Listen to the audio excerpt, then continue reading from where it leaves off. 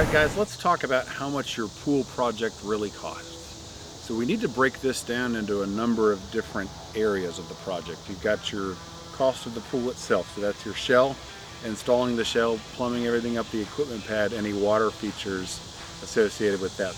Next you have line B, which let's call concrete decking. So you're going to have to pour some sort of collar around the pool. You might be putting travertine pavers, you might have a nice little brushed concrete coping stamped. You got to think about that part of your project here when you're talking about the total cost. After that is of course landscaping, because we all know that pool companies, when we come in and build a pool in your yard, we're really good at messing up your yard, right? You're going to have ruts from the trucks, you're going to have displaced dirt from this way to that way, and we just need someone to come in after us and make the place beautiful again. So that can be a pretty big cost associated with that too. But then you get into the next little area that let's call incidentals. And what do I mean by that? Well, it's anything that you run into, any kind of surprise.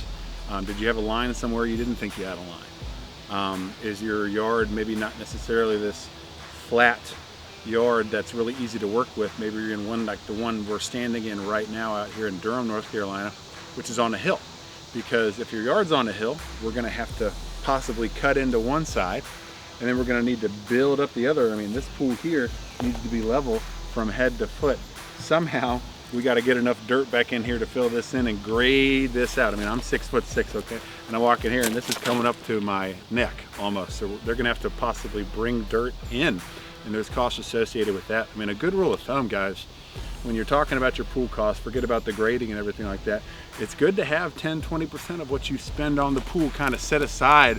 I call it your flip or flop fund, but just incidentals, you know, whatever you might run into, just so you're ready. It's not a deal breaker. Work that into your budget. I mean, the last thing you want to do is buy a pool and get down to your last dollar and break ground and run into some problems. So I always recommend having some padding there. All right, so how much does it cost to get a pool in 2022? I'll give you some price ranges here and, you know, basic general idea of what you're looking at.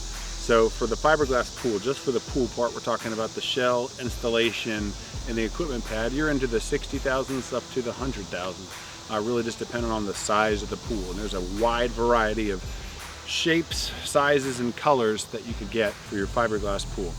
Then you want to talk about concrete. I mean, are you putting pavers down? Are you just going to put a little concrete collars and coping around there?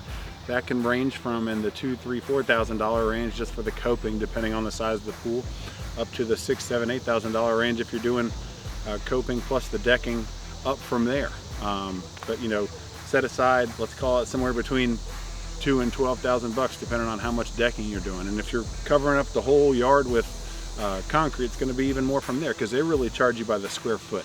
And it also depends on what kind of concrete you get. You could get brushed concrete, you could get stamped concrete. You could not get concrete, get pavers.